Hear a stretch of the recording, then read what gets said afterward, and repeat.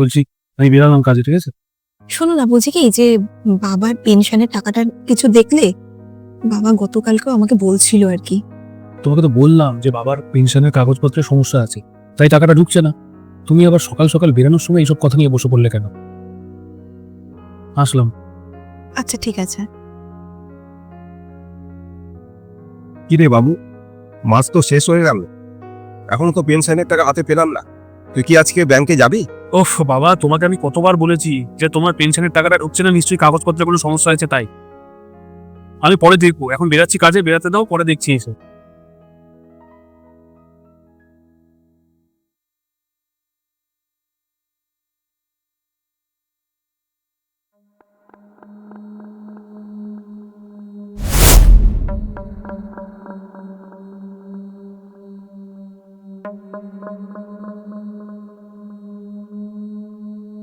এইগুলো কিসের ট্রানজাকশন?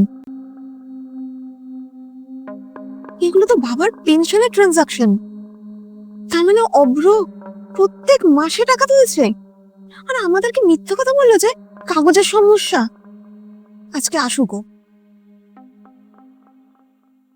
হ্যাঁ বল। আরে হ্যাঁ, ফোনের ফিচার্সটা আমিও দেখেছি,